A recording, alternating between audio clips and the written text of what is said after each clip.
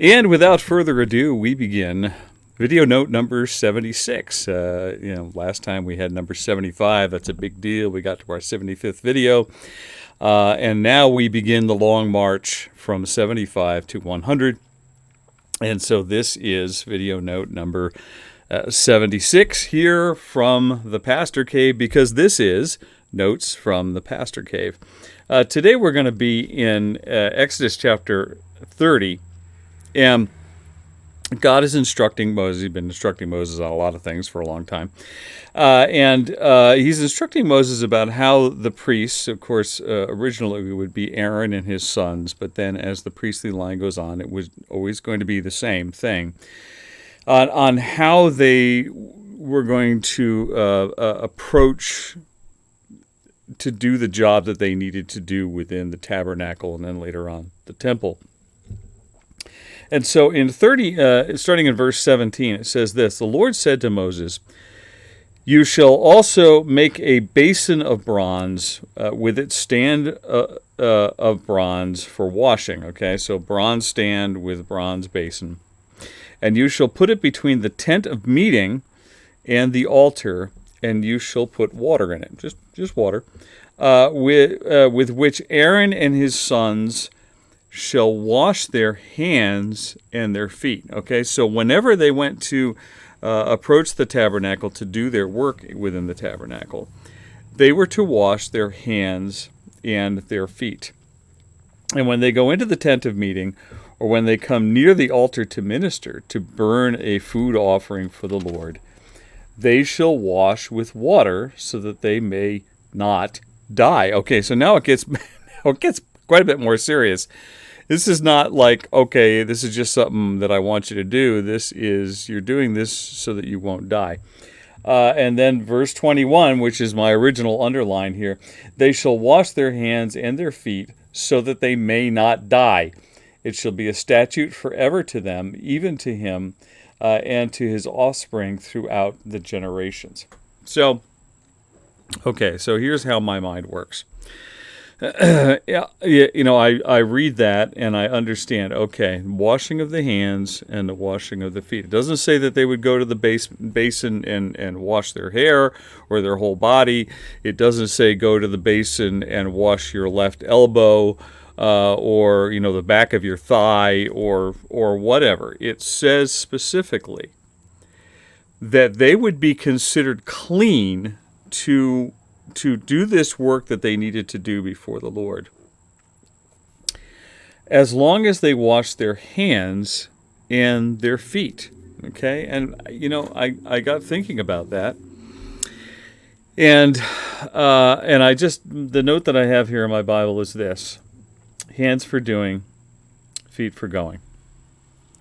Hands for doing and feet for going. And when we think about offering ourselves, offering our bodies to the Lord, offering everything that is us to the Lord, it really comes down to a matter of hands and feet, because it comes down to a matter of, what am I doing with my hands and where am I going with my feet?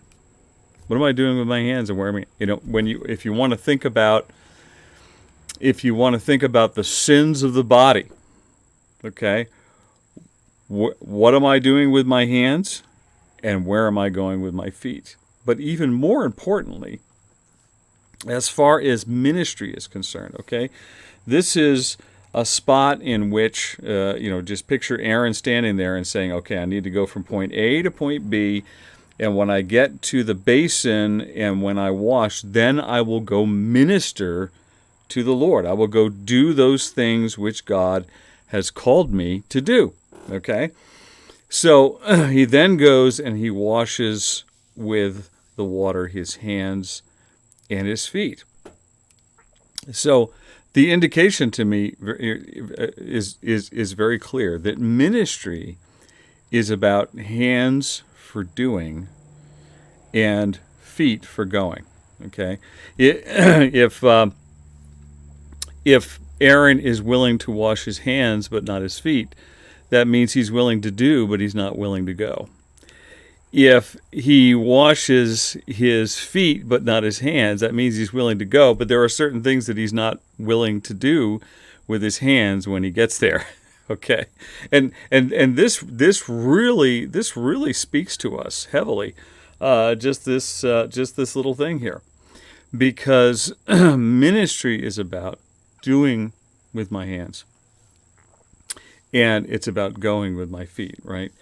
When I feel that God wants me to do something, what He wants me to do is represented by the work of my hands.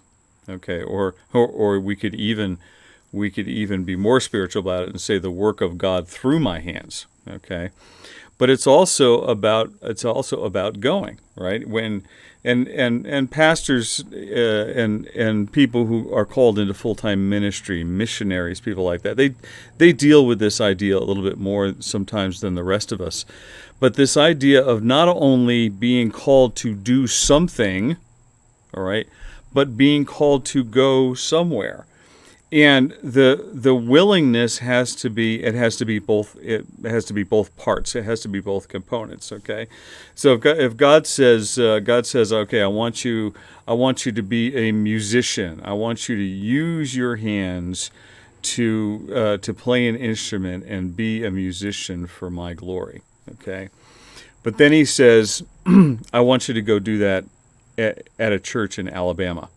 Okay, well, I may be completely willing to do that part with my hands, but say, Lord, I don't want to go to Alabama. I don't want to go there. Or God says, I want you to go to Uganda, or someplace else around the world, or I want you to go minister with this musical instrument talent that I'm going to give you with your hands.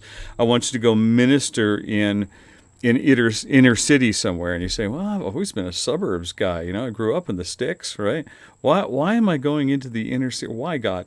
So to understand that God calls us to work in His kingdom, just like approaching that altar and going and doing the work of the Lord, is to understand that it's about doing, and it's about going. And both of those things have to marry. Both of those things have to be together in order for us to be doing the perfect will of God. If I take that example again and say, oh God, sure, I'm willing to go to Alabama. I'm tired of this cold weather anyways.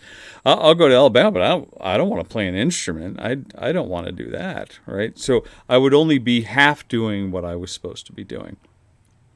Ministry is about doing with the hands and going with the feet. That is it for today. Vita Brevis Gloria Eterna. We hope to be back with you very soon by the end of the week with yet another note from the Pastor Cave. Have a great day and God bless you.